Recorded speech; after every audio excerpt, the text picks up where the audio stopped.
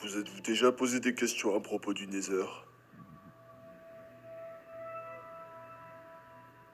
Vous êtes-vous déjà demandé pourquoi derrière un univers si coloré et pacifique se cachait une dimension proche de l'enfer?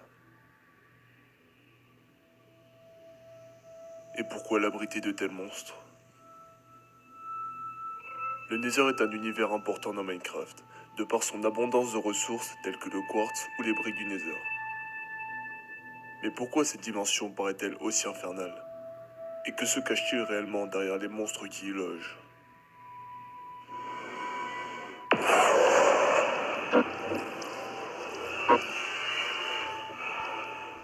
Les mystères du Nether.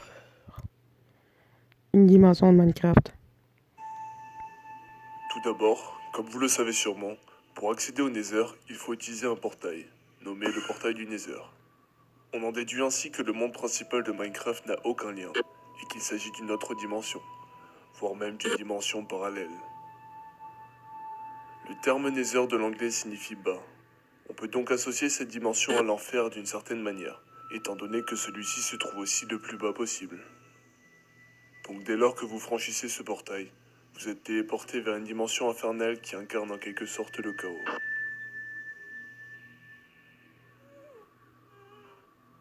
Les aspects du Nether sont d'autant plus terrifiants. La lave et la Netherrack, qui correspond à cette pierre rouge, recouvrent la majeure partie de cette dimension. Et en plus de cela, vous vous déplacez constamment sur des collines et des falaises de Netherrack, avec en dessous de vos pieds des lacs immenses de lave. Il suffit que vous fassiez un mauvais pas et vous finirez englouti dans ces marées de lave.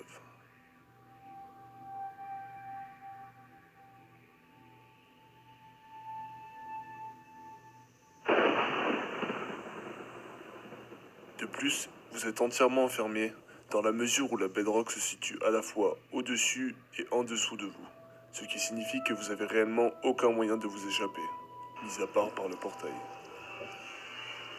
Alors que dans le monde principal de Minecraft, vous pouvez vous élever dans le ciel sans limite. Dans le Nether, vous finirez par tomber sur d'épaisses couches de cette roche incassable.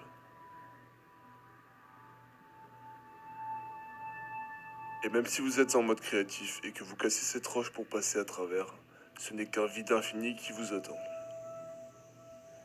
Maintenant, venons-en à un bloc qui est moins présent que la Netherrack, mais qui a dû marquer plus d'un jour. La Soul Sand.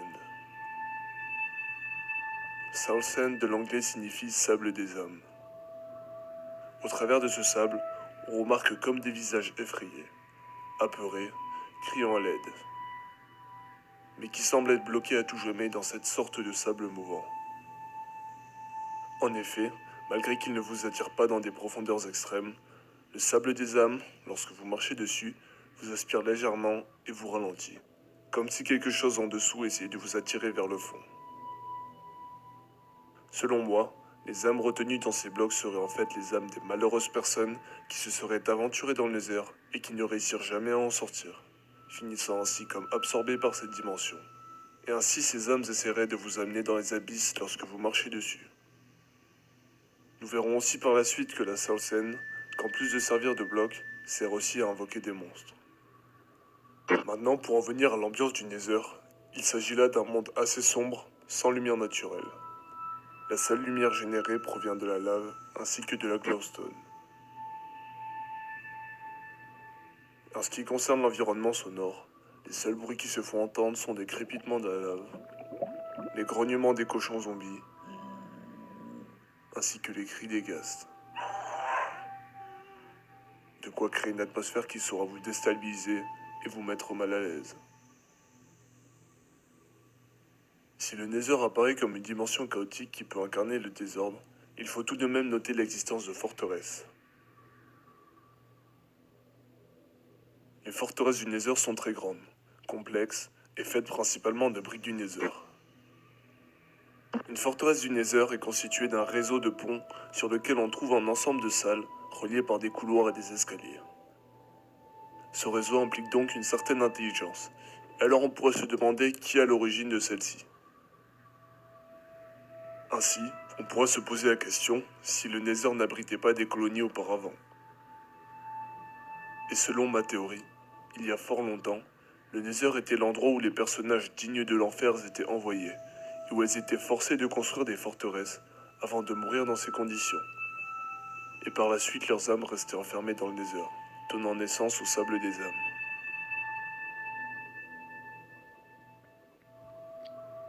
De plus, on peut trouver dans ces forteresses des cultures de verrues du Nether, qui ressemblent à des champignons, et qui étaient sûrement la seule nourriture des personnes contraintes de construire ces forteresses, histoire de les maintenir un peu en vie. Tous ces signes pourraient donc renvoyer à l'existence d'une ancienne colonie d'esclaves dans le Nether.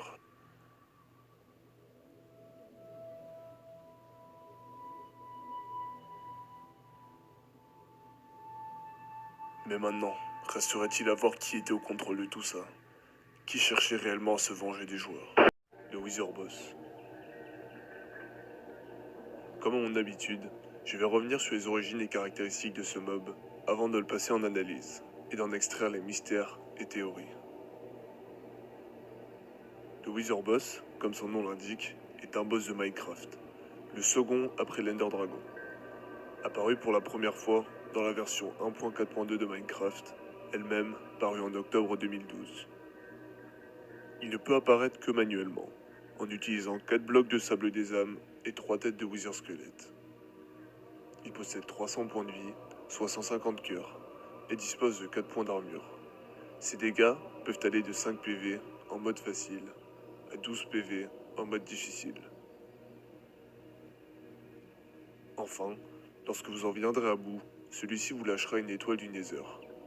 C'est d'ailleurs le seul moyen de l'obtenir. Comme tu le sais très certainement, à sa mort, le Wither drop une étoile du Nether. 2 étoiles. D'ailleurs, si tu ne le savais pas, regarde ça, il a moins de la moitié de sa vie, donc là il apparaît en mode défense. Tué, 3, 2, 1, pouf, c'est bon, il est mort. Maintenant, regarde, j'ai une étoile du Nether qui se situe juste là. Et en fait, cette étoile du Nether a une particularité, c'est qu'elle ne disparaîtra jamais. Ah oui, c'était là. Elle est encore là, regardez ça, elle était encore là. Elle était encore là avec tout le reste avait disparu. Pour obtenir la fleur de Wither, ou plutôt la rose de Wither, vous allez devoir utiliser un Wither, tout simplement. Pas le Wither squelette, le Wither carrément. Et la mécanique est la suivante. Quand une entité est tuée par le Wither, que ce soit quand le Wither spawn, donc là je vais faire exprès de mettre justement plein de poulets juste à côté, et aussi des lapins pour vous montrer que peu importe l'entité, ça marche. Quand le Wither spawn, ça va vous permettre déjà d'obtenir des roses, et aussi quand le Wither va les tuer tout simplement. Donc là vous voyez que le Wither tire sur ces pauvres petites entités, et qu'à chaque fois qu'il y en a une qui meurt, je vais par contre me débarrasser de ce gars-là. J'ai plus mon effet de... Ah mince, je suis mort. Voilà, c'est plus embêté. Et comme vous pouvez voir, nous avons des fleurs de Wither qui sont au sol. Tout d'abord, commençons par analyser la structure du Wither. Pour qu'il puisse être invoqué, il vous faudra 4 blocs des sables des âmes et 3 têtes de Wither squelette. On pourrait se dire que ce Wither Boss est une version avancée et supérieure des Wither squelettes. Mais pour moi, ce n'est pas le cas. Il m'est évident que les têtes de squelettes présentes sur le Wither ne font qu'office de masque, et qu'elles n'ont pas de réelle importance. En revanche, ce qui semble important et intéressant chez cette créature, c'est le sable des âmes nécessaire à son invocation.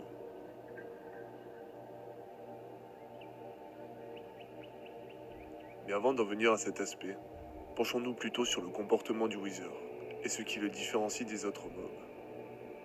Pour la plupart des autres monstres présents dans Minecraft, chacun d'entre eux ont leur comportement propre à eux-mêmes. Par exemple, le zombie s'attaque aux joueurs ou alors aux villageois. Le creeper explosera dès qu'il se situera près du joueur. L'araignée sera passive le jour, mais agressive la nuit. En bref, tous ces comportements n'ont rien de bien particulier. En revanche, le Wither, lui, agit de manière bien différente et plus mystérieuse. Premièrement, à l'inverse de la majorité des monstres présents dans Minecraft, il est l'un des seuls qui doit être invoqué manuellement. Ensuite, après son apparition, il restera fixe, clignotera en bleu et chargera sa vie. Une fois ce processus terminé, c'est alors qu'une puissance dévastatrice se déchaînera, détruisant tout dans les alentours. Il s'attaquera ensuite au joueur, si celui-ci se trouve dans les parages. Mais il s'attaquera aussi aux autres créatures, sauf celles qui sont considérées comme morts vivantes, comme le cochon zombie, le wither squelette, etc.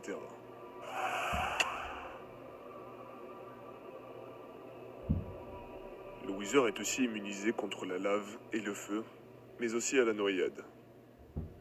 Enfin, il subira des dégâts face aux potions de soins, mais se régénérera face aux potions de dégâts. Tous ces aspects montrent que cette créature est bien plus étrange et possède des caractéristiques bien plus mystérieuses que la plupart des autres monstres. Mais pourquoi cela? Que se cache-t-il réellement derrière ce wither? Et si je vous disais que derrière cette créature se cachaient en réalité des âmes perdues de joueurs, tous morts dans le Nether?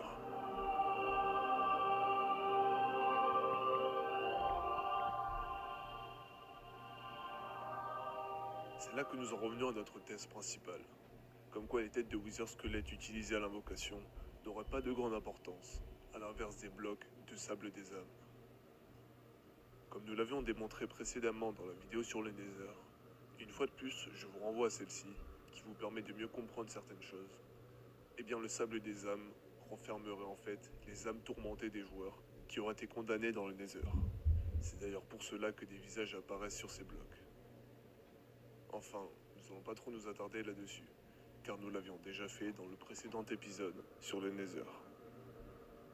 Revenons-en à notre wither et à son invocation. Lorsque vous tentez de l'invoquer, la position des blocs est cruciale. Et si vous regardez leur position, vous remarquerez qu'il y en a 2 sur le côté et 2 au milieu. Cela expliquerait d'ailleurs pourquoi la tête au milieu est plus grosse que les 2 autres. Mais qu'est-ce qui est réellement à l'origine de l'invocation du wither? Bien selon moi, les âmes présentes dans les blocs des sables des âmes s'échapperaient par le haut, et ainsi se retrouveraient par la suite coincées dans les têtes de wither squelettes. D'ailleurs, ce processus, où les âmes remontent dans les squelettes, correspondrait à la phase où le wither est immobile. Sa vie est d'ailleurs en train de se générer, et cela pourrait correspondre à l'ascension des âmes, et donc à la création de cette créature. C'est alors que le wither déchaînera sa force destructrice, détruisant tout ce qui se trouve autour de lui. Comme tu le sais très certainement, à sa mort, le wither drop une étoile du Nether. Je vais le taper pour faire apparaître cette fameuse étoile. D'ailleurs, si tu ne le savais pas, regarde ça, il a moins de la moitié de sa vie, donc là il apparaît en mode défense, mais bon ça, tout le monde le savait. Regarde ça, je vais bientôt le tuer, 3, 2, 1, pouf, c'est bon, il est mort. Maintenant, regarde, j'ai une étoile du Nether qui se situe juste là. Et en fait, cette étoile du Nether a une particularité, c'est qu'elle ne disparaîtra jamais. Ah oui, c'était là. Elle est encore là. Regardez ça, elle était encore là. Elle était encore là avec tout le reste avait disparu. Voilà, j'avais raison, je vous ai pas menti. Transition cochon. Wither est réputé comme étant le mob le plus difficile à battre de Minecraft. Il explose, il se déplace, il vole, c'est hyper compliqué. Mais si je vous disais que même tout nu, je pouvais me le faire en quelques secondes. Et voilà, comme vous pouvez voir, il me tire dessus. Attendez, il tire dessus, mais il ne me fait aucun dégât. Je peux le buter tranquillement. Et voilà, tout nu. Même pas un cœur de perdu, pas un seul dégât, je suis à poil, je m'en fiche. Et j'ai ma petite Nether Star, évidemment, le plus important, avec une Smite 5 qui est franchement facile à avoir, surtout avec les enchantements qui sont montrés en 1.8. Je sens que ce top 10 va être très destructif.